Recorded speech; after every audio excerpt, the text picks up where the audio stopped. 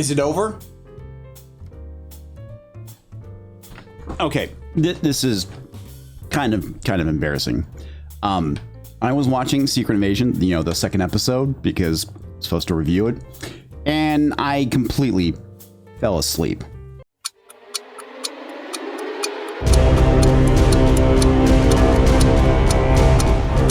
Oh, so I owe you now? Is that it?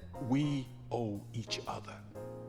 Men who look like us don't get promoted because of who our daddies know. Every ounce of power we wrestle from the vice grip of the mediocre Alexander Pierces who run this world was earned in blood. I'm not sure why I continue to watch the show because of how god awful it is. And I'll be honest with you, I think I've forgotten the majority of the episode despite the fact I watched it maybe no more than 3 hours ago. The first 5 minutes of this episode is basically about why the Skrulls are pissed at Nick Fury, because he promised them that if they were to go and be his agents, because they have the ability to shapeshift, that he would help them find a new home. But we all know that him and Carol Danvers fucked off for like 30 plus years and they just felt used at this point. For the most part, we already knew all this from episode 1. We know that the Skrulls felt like they were forgotten about, which is again stupid. First off, this is what you get for inviting a shape-shifting race to your planet. A shape-shifting race that can impersonate literally anybody. And Disparu pointed this out. It would only take them 10 Skrulls to go and impersonate the top nations, and they could basically do whatever the fuck they wanted at that point. But the thing that Talos, Ben Mendelsohn's character from Captain Marvel, tells Nick Fury that there's literally 2 million Skrulls on planet Earth, and Nick Fury literally had no idea. The man who should know about what is going on because it's his job, not just the fact that he invited them to the planet, but also the fact that it's Nick motherfucking Fury. And one of the individuals that is there is Gravik, the bad guy for this series, lack of the better words I would say. And he was traumatized as a child because he lost his parents during the Kree-Skrull Wars that drove them to Earth. For whatever reasons, never mind the fact that they were provided a home by the humans, they are pissed that Carol Danvers and Nick Fury fucked off for 30 plus years. And what makes this ultimately hilarious is that this is the best that they could come up with because they decided to make the Skrulls a narrative about illegal immigration and made them the victims. So they're reaching a bit to make them the villains because it's humanity's fault at this point. Speaking of humanity, apparently some of the world leaders have been replaced with Skrulls, like the Prime Minister of the UK and somebody who works on the UN, and I'm guessing the person in charge of India.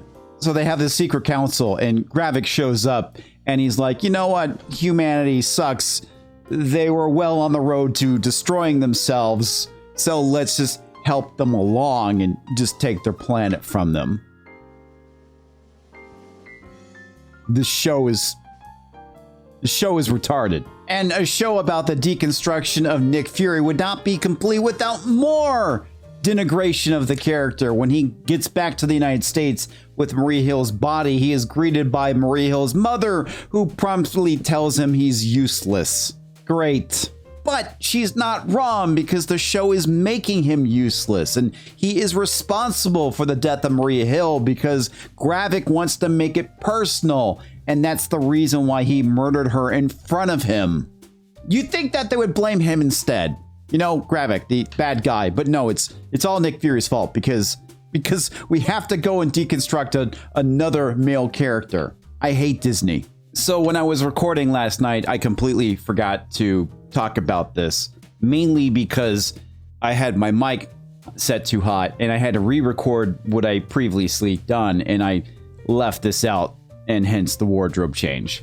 One of the big things that was a part of this plot, or that they mentioned in the story, is the fact that 2,000 people died in the explosion. Now, I don't know if it's because they were supposed to be dirty bombs and that was a result of the radiation, but it doesn't get mentioned in the show whatsoever. And if it was actually conventional weapons, there is no way that there was 2,000 people at that festival. It maybe 200. And because the individual who detonated the bombs was a Skrull, he was impersonating an American, which is how they're trying to escalate things to World War III. But you think Nick Fury would be like, hey, Russian president, we have this group of aliens on the planet that can change shapes and impersonate people, and they're the ones responsible. You would think that would get brought up in some form or fashion, but it doesn't.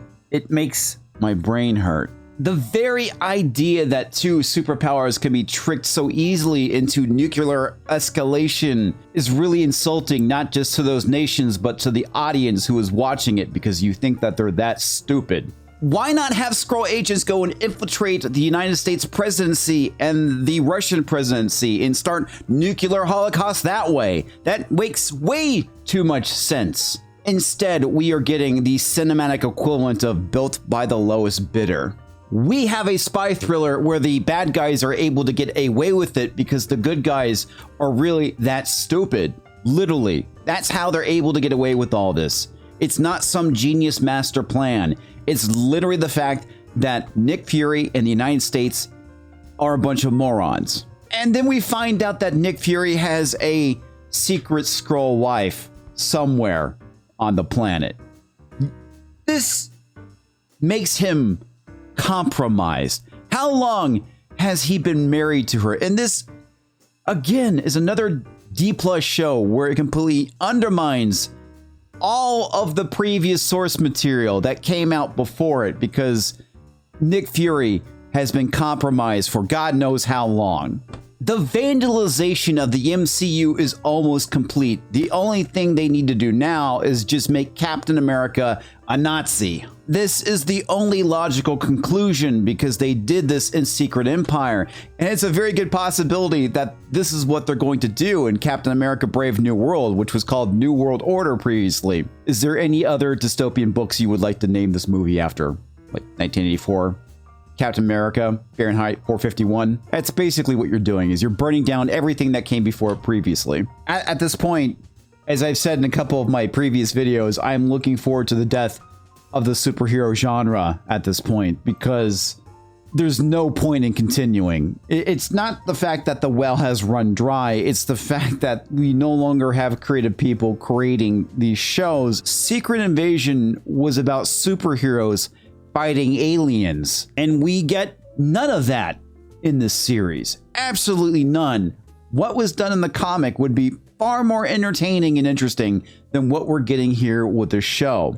On top of that, the showrunner was encouraged not to read the comic books, you know, the very thing that they're basing this series off of. And this is the issue when you hire people who have no talent to write these series or have no interest in the material. They have no business being there. And it would be one thing if they're like, hey, you know, I'm willing to give it a shot. Let me go and read the comics and see what I can do with it. But no, they are literally hiring people who despise the source material. That's pretty much all I can tolerate at this point for this stupidness.